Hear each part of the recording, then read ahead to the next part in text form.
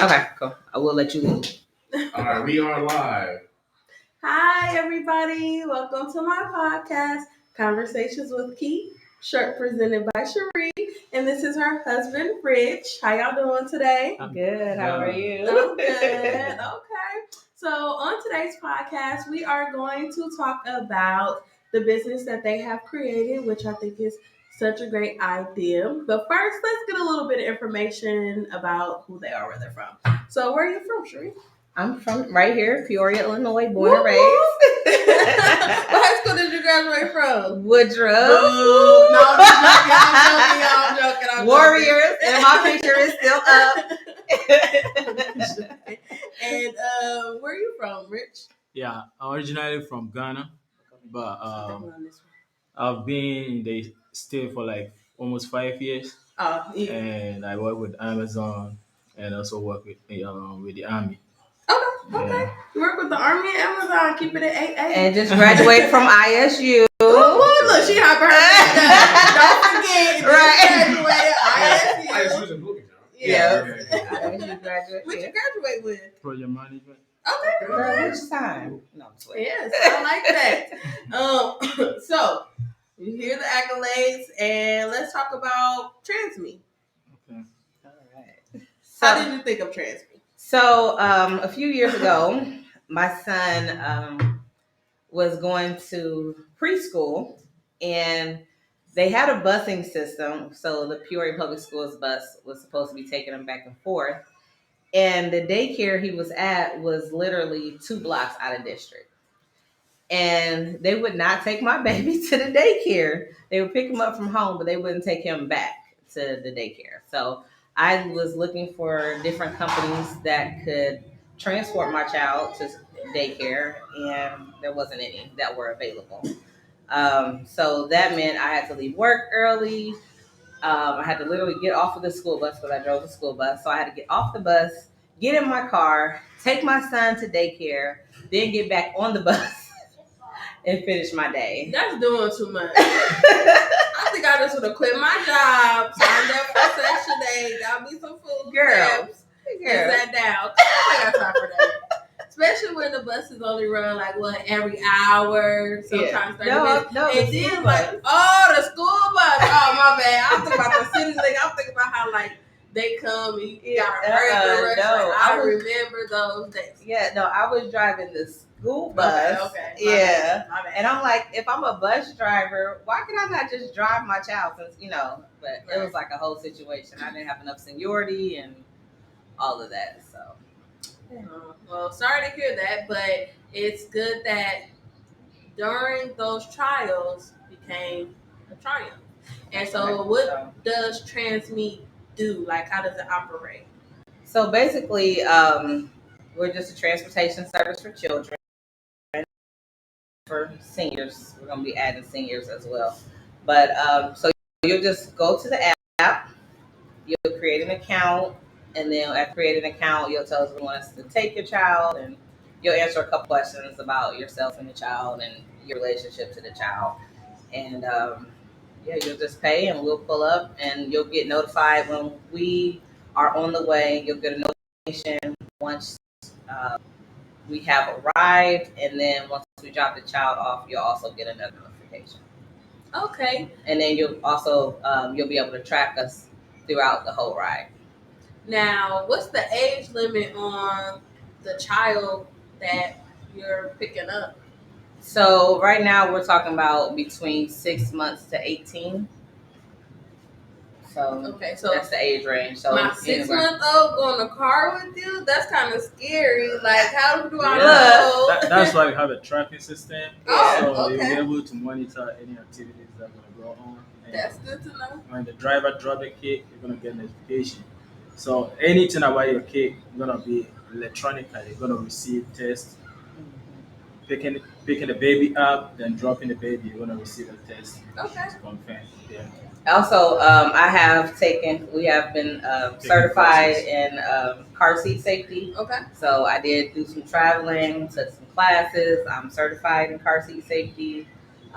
So is my mom. She's also a driver as well. So yeah, we are able to train others to install car seats. Okay. So now I'm just gonna let y'all know I got 3 kids. One of them's 2, and I like that it's the app that the cars tracked and everything, so we know where the kids are at. You know, but that still could be scary for some people in a way. And I'm just saying, if y'all haven't thought about it, maybe some cameras, dash cams. Oh yeah. You're saying 6 months, and I applaud y'all for that because it's really been times that I literally had to leave work early to get my son. I was working at HGS. I worked out at Grand Prairie. I had to leave work early. I had to take points every day to go get my son to go home. I just would go home. But really, because he was already at daycare, but the daycare closed. But in reality, my parents would have watched. Like, if I would have had somebody that could have just picked him up and took him home, then we really would have been okay for real. You know, if my dad wasn't always able, when he could, he would help me out. He would get on that bus and he would, you know, we lived on McClure, and if you know where McClure, California is, and my dad had to walk all the way to Knoxville and McClure to the Walgreens and get on the bus, you know, to get my son, and then have to wait for the lineup to come back around. Like, it would have been so much. And he was older, he was on dialysis, but he was helping me out with my son. And it would have been so much better if we would have had something that was something like that, where it just could have got the kid and just dropped him off at the door, so my dad didn't have to leave the house walking with a cane, trying to help me so I get my life together. Right. Yeah. So like, I luckily have family that you know, they helped me out through that process as far as with my son and getting him back and forth to daycare. But sometimes I don't have that help. You know, sometimes the schedule just don't allow for that. So it's just like, let somebody else do that. Or then like, there's also cases with my friend. She had to be at work at 5 and the daycare opened at 5. And so it's like, if she could just get. We all been there before. Yes. Yes. So yeah, we want to be able to help people, you know, in those situations. That's good. That's good. And so, if people want more information or just want to check you out, because you said you're in between really operating right now, it's in the. So we do have a few customers. We do have venture stage. Yeah. So we right now we're saying coming soon, but you can download the app on Android. And then at some point we'll start making it where you can book online, and we're waiting on Apple. Those people, you know. Developer, I'm here to tell you, I know the pain of having to. I got a whole Mac. I don't even. Is your app available for iOS? No. Not yet. It's not on Apple just yet, but we are available on Android. You can go online, and our number's on there. If you need us, we can work with you independently of the app. So. Okay. And she's a jack of all trades. Okay, yeah. So she made her shirt, made my shirt, you know. I also make shirts. So don't come by writing me those. Well, I mean, this was a short live. It wasn't a lot of information, but we're tuning things up and tuning, we're excited. You know, getting stuff together. I will bring you back. Okay. When you like have the iOS, you are really ready. They said, you know, they will be looking for drivers. Yes. You know. So speaking of that, let's speak on that real quick because I forgot about that. Do you guys provide the car? No. Oh, okay. So it's something that we are considering now. Like, if we're gonna get people that have their own cars, but maybe in a few years to come, we're gonna provide our own cars so that like we're gonna be like reliable source. You know, when people order, if we are not having enough drivers to go get it, they're gonna be a reliable car that we can take it to carry the baby to. That's good to know because everybody don't keep clean cars. People have, like we have our dog in our car. So, you know, we do not have any dogs in our vehicles. No pets. You know, if you're allergic to dogs, don't book us. Yes, no. Right now, everybody will drive their own cars. Okay. We do have extra vehicles, so if like we were to have a driver like, man, I got a flat tire or something like that, we don't want that to be an obstacle for the drivers. So, you know, you have a backup vehicle if like it was to be a situation. Okay, that's good to know. So we don't want to have that stop anybody's day or anything like that. But I don't want to say I'm gonna provide a whole bunch of cars right now. right. Right. No, but you yeah, know, we've got extra vehicles that we can allow.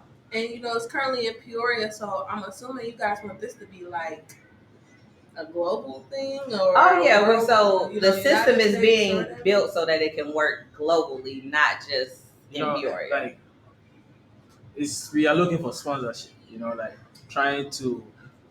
He said sponsorship. Yeah, trying to Okay. expand the business to other Mhm. cities is gonna be like you need a lot of money. You know what I mean? So we are trying to start it in Peoria. Then maybe probably in the middle of the year we're gonna extend it to Bloomington because we have people there that are willing to drive too. Okay. So So you talk about sponsorship. I don't know if you guys know I do work with the SBDC, and so have you guys like done Smart Start, Distillery Labs, I haven't done the SBDC? distiller. I haven't done no, the So distiller. G Beta, like they do their pitch deck every spring and fall or something. We just apply with it and make it to the pitch deck. It was like in October. So then like the cohorts are gonna do it until like it's like an 8-week program or something like that. And then it ends and then so they'll be taking applicants again. So I would definitely look into Distillery Labs. Okay, yeah. They don't information. fund you. They help perfect your marketing pitch and stuff, put you in front of investors. So, Mr. Rich, if I could ask,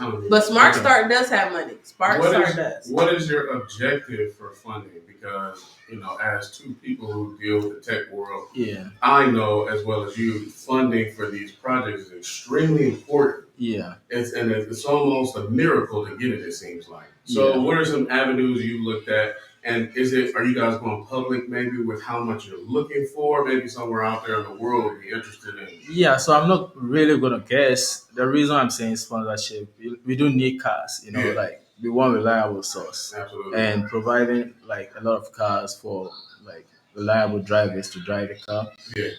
That's what I'm saying. For now, like buy like 30 cars, or, Right. So we need people that are willing to, if even gonna be like a shares, you can just like because it involves a lot of money. We have spent a lot for this project, and So you guys, you said shares. Yeah. So you are willing to maybe exchange some percent of the company in exchange if someone has the right offer. Yes, the right offer. I got you. Yeah.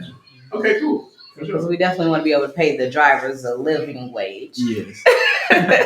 So questions I've learned in the field I'm in now and going through G Beta, and one of the most important questions that they ask you is, what makes you different from competitors?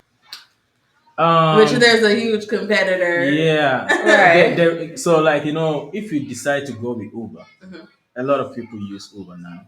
And you can order for a ride and you're gonna delay it, So like a small company trying to let other people know that we can also do it. We gonna like be there as soon as possible. There won't be any delays that are gonna delay your kid from going back to school and stuff. Because when you order from other companies, it's gonna take time before you get it. But I promise you, if you order through our app, you're not gonna even take like 5 minutes. The driver gonna be there. Yeah. But like we will actually want to like have people stop. So then it's like if I know that your kid is 2:00, 2:30, they bill me that I'm out there waiting on them.